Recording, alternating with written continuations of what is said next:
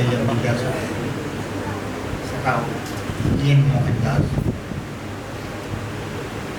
എൻ്റെ ബഹുമാന്യ സുഹൃത്തുക്കൾ, ഔദ്യോഗിക ജീവിതത്തോട് പറയുന്ന സഖാവ് PK മുരളീധരൻ, ഇവിടെ സംസാരിച്ചു പോയ അഭിനന്ദ നേതാവ് ശ്രീമാൻ DK ഹംസ, സദസ്സിലുമുള്ള ബഹുമാന്യർ, സഖാവ് മുരളീധരൻ MP അദ്ദേഹത്തിൻ്റെ യാത്രയിൽ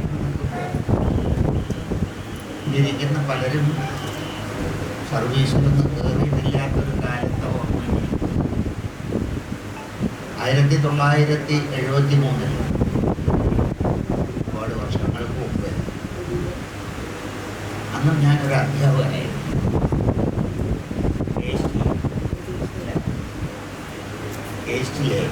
അന്ന് KGPTA അങ്ങനെ സ്പ്ലിറ്റ് ചെയ്തിട്ടുള്ള സംഘടന. എൻ്റെ ആ കാലത്ത് 47 ദിവസം നീണ്ടു നിൽക്കുന്ന ചരിത്രപ്രസിദ്ധമായ ഒരു NGO അധ്യാപക സമരം കേരളം ഇവിടെയൊക്കെ ഉണ്ടായി. അന്ന് ഞാൻ എൻ്റെ കൂട്ടുകാരനായിരുന്ന ശിവരാംദാസ്, അദ്ദേഹം പിന്നീട് CPIM ഏരിയ സെക്രട്ടറി, ഞങ്ങൾ രണ്ടാളും കൂടി മുണ്ടൂർ ഹൈസ്കൂളിൽ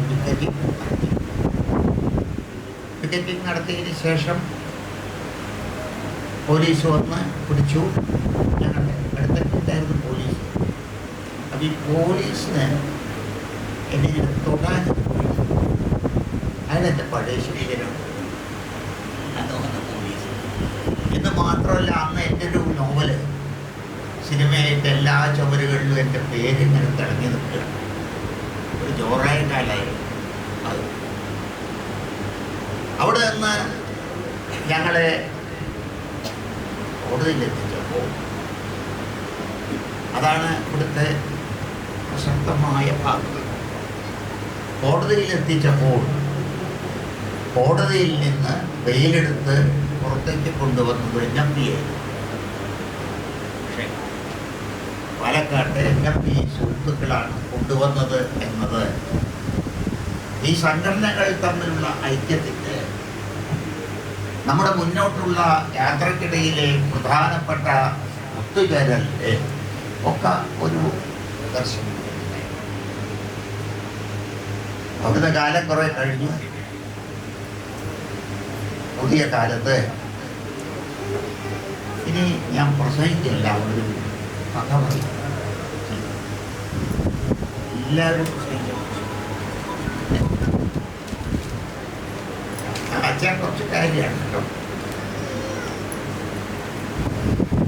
ബൾഗേറിയൻ നാടകകൃത്തായ സ്റ്റെഫാൻ സെനേവ് എന്ന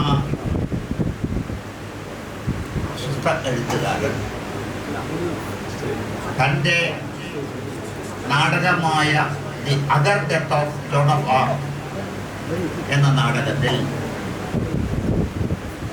ദൈവം ജോണിനോട് പറയുന്ന ഒരു ഭാഗം, ദൈവം ജോണിനോട് സംസാരിക്കും.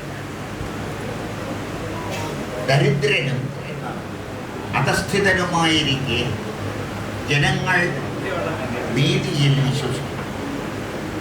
എല്ലാവരും സ്വതന്ത്രരും സമന്മാരുമായിരിക്കണമെന്ന് അവർ ആവശ്യപ്പെടും. പ്രോമഥ്യൂസിനെ പോലെ, കുരിശിലേറി മരിച്ച ക്രിസ്തുവിനെ പോലെ, അഗ്നിയിൽ വന്നു മരിക്കാൻ പോകുന്ന നിന്നെ പോലെ അവർ കൊലമരത്തിലേറാനോ വെടിയുണ്ടയേൽക്കാനോ തയ്യാറാവും. കേൾക്കില്ലേ? തയ്യാറാവും. പക്ഷേ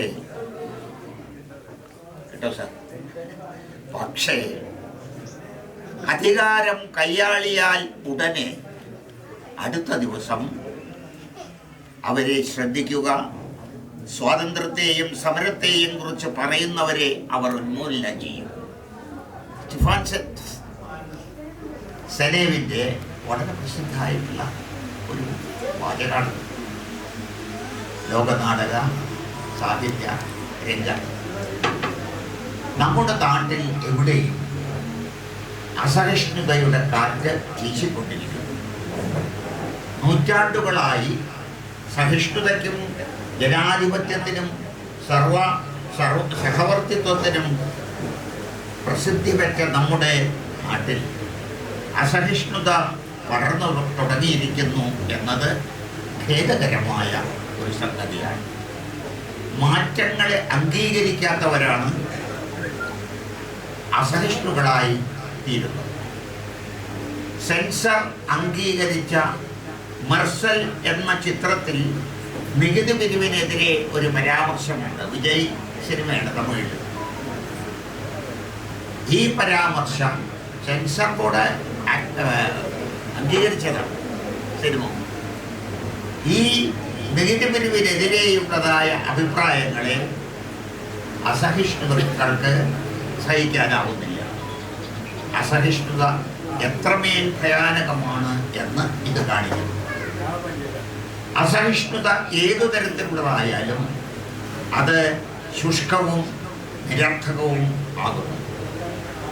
ഭിന്നാഭിപ്രായങ്ങൾ സഹിക്കാൻ അവർക്ക് കഴിയുന്നില്ല. ഗൗരി ലക്ഷ്മിയെ ഗൗരി ലങ്കേഷ് കൊല്ലപ്പെട്ടത് അസഹിഷ്ണുതയുടെ ഉദാഹരണമാണ്. സഹിഷ്ണുതയാണ് ജനാധിപത്യ വ്യവസ്ഥയുടെ കാവൽ. ഒരുപാട് അഭിപ്രായങ്ങളും രീതികളും സമന്വയിക്കുമ്പോഴാണ് മനുഷ്യ ജീവിതത്തിന് സൗന്ദര്യമുണ്ടാവുക. ലോകത്തിലെ കലയും ശാസ്ത്രവും എല്ലാം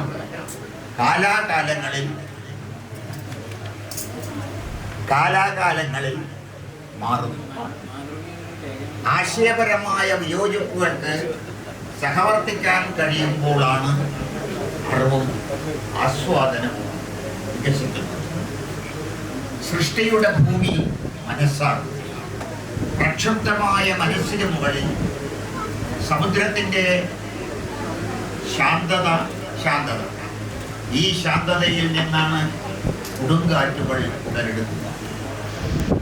ലോകപ്രശസ്ത എഴുത്തുകാരനായ വിക്ടർ ഹ്യൂഗോ തൻ്റെ പാവങ്ങൾ എന്ന നോവലിൻ്റെ ആമുഖമായി ഇത്രയും കുറിക്കുന്നു: മനുഷ്യൻ അജ്ഞനും നിരാശനുമായി എവിടെയുണ്ടോ, ഭക്ഷണത്തിന് വേണ്ടി എവിടെ സ്ത്രീകൾ സ്വയം വിൽക്കപ്പെടുന്നുവോ, അറിവുണ്ടാക്കാനുള്ള ഗ്രന്ഥവും തണുപ്പ് മാറ്റാനുള്ള അടുപ്പും കിട്ടാതെ കുട്ടികൾ എവിടെ കഷ്ടപ്പെടുന്നുവോ, അവിടെയെല്ലാം പാവങ്ങൾ എന്ന പുസ്തകം വാതിൽക്കൽ മുട്ടി വിളിച്ചു പറയും, എനിക്ക് വാതിൽ തുറന്നു തരും, ഞാൻ വരുന്നത് നിങ്ങളെ കാണാനാണ്.